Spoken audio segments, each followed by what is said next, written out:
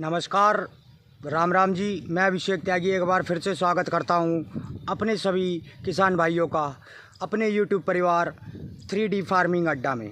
साथियों, आज एक बार फिर से एक गंभीर समस्या का जिक्र करना पड़ रहा है कि साथियों, जिन लोगों ने अभी तक मुझे फॉलो नहीं किया है या जो लोग अभी तक मेरी बात को नज़रअंदाज कर रहे हैं, उन सभी किसान भाइयों को मैं बता दूं कि मैंने आपसे बहुत बार कोशिश की है। साथियों, जो लोग मुझसे मिलते हैं या मुझसे फ़ोन पे बात करते हैं, पूछते हैं, मैं सभी भाइयों को कह रहा था कि भाइयों, अभी फ़िलहाल में आप जो पहले से यूरिया प्रयोग करते आए हैं 10 किलो बीघे का, बिल्कुल भी डालने की ज़रूरत नहीं है।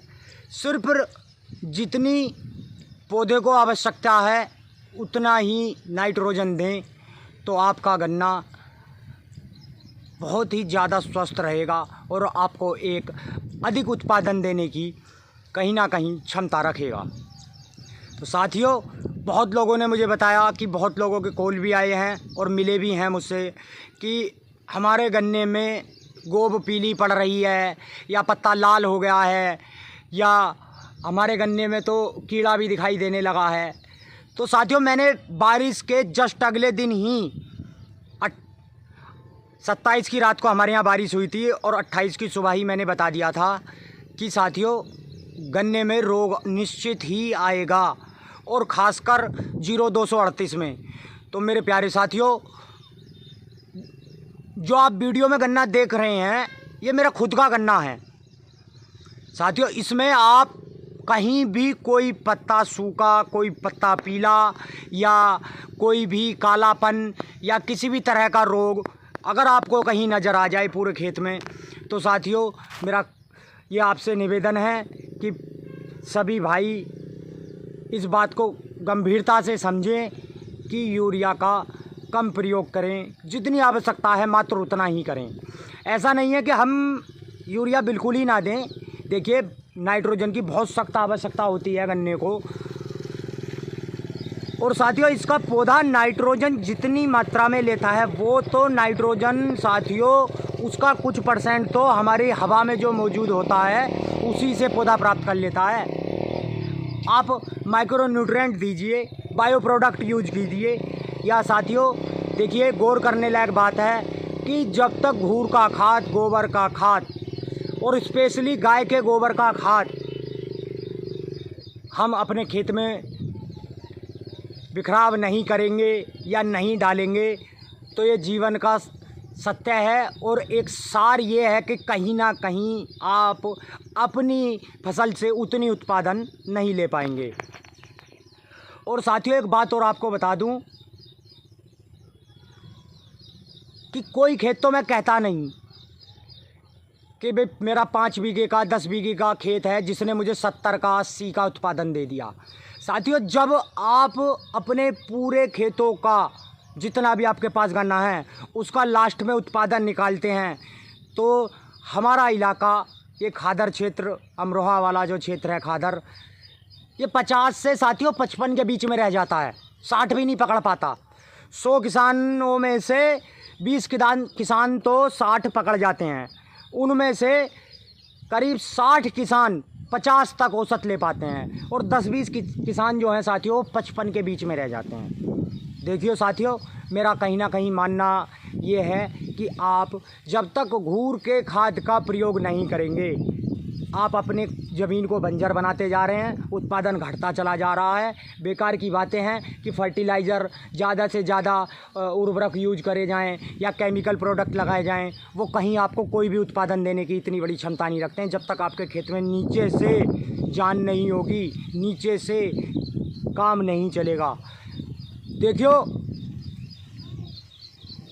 जो थोड़ी बहुत 0238 गन्ने की इज्जत बची पड़ी है ना, वो साथियों उन खेतों में ही बची पड़ी है जहाँ पर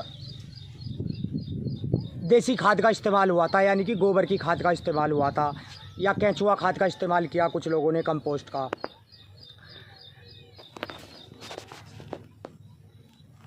अब साथियों बात आते हैं जो मेन टॉपिक है कि ये जो फ़िलहाल में 3-4 बीमारी नई गन्ने में दोबारा से उभर कर सामने आई हैं, उनका क्या निस्तारण किया जाए। तो साथियों देखिए, मार्केट में बहुत सारे प्रोडक्ट अवेलेबल हैं।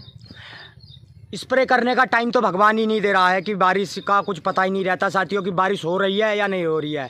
24 घंटे में बरसात भी हो रही है, पानी की एक बूंद भी दिखाई नहीं देगी आपको कहीं भी, और स्प्रे आपका बेकार चला जाएगा। तो साथियों, अगर आपके पास स्प्रे करने लायक अभी टाइम है, गुंजाइश है, आपको लगता है कि हाँ हम 2 से 4 रोज़ में स्प्रे कर लेंगे, तो साथियों ऐसा 2-4 दिन के अंदर अंदर मौका आने वाला है कि जल्दी से 2-3 दिन हम लोगों को ऐसे मिलेंगे जब अच्छी खासी धूप खिलखिलाई होगी। तो साथियों, आप हेक्सा स्टोप या ब्लू कॉपर जैसी चीज़ों का कम खर्चे में इस्तेमाल स्प्रे करें और इन रोगों की रोकथाम करें। या साथियों, आपको एक छोटा और एक चीज़ बताता हूं जो आपका बहुत ही ज़बरदस्त रिजल्ट आपको देता है। साथियों, नीला थोता जो आता है पंसारी के पास में किसी भी परचून की दुकान पर आपको अवेलेबल हो जाएगा, जो बड़ी दुकानें हैं। नीला थोता लेके आएँ, उसे बारीक कर लें कूट कर, और साथियों या तो फिर बालू रेत में या मिट्टी, सूखी मिट्टी में आप उसे मिलाकर अपने खेत के अंदर बिखराव कर दें। 100% रिजल्ट दिखाने वाली चीज़ है और सबसे ज़्यादा लंबे समय तक रिजल्ट दिखाने वाली चीज़ है नीला थोता। तो नीला थोता एक ऐसा पदार्थ है जिससे हम अपने गन्ने को पूरी तरह स्वस्थ बना सकते हैं। फंगस की बीमारी बिल्कुल भी नहीं आएगी। पोका बोइंग आपके खेत में 4 से 5 रोज़ के अंदर बिल्कुल पूरी तरह से समाप्त हो जाएगा, और नहीं साथियों पूरे साल फिर आएगा। और अगर आपका खेत पूरी तरह से साफ पड़ा हुआ है, खरपतवार मुक्त है, तो साथियों आप खुद ने देखा होगा कि जिन खेतों में आपके ज़्यादा घास है, उन खेतों की तुलना में जिस खेत के अंदर आपके कम घास है, वहाँ पर रोग कम आते हैं। तो साथियों, खेत को खरपतवार मुक्त बनाएं। महंगी मजदूरी है, खुदाई, जुताई, हर कुछ चीज़ महंगी हो चुकी है। ऐसा कोई किसान नहीं है जिसको ये चीज़ ना लगती हो। तो साथियों, सभी किसान भाइयों से अनुरोध है कि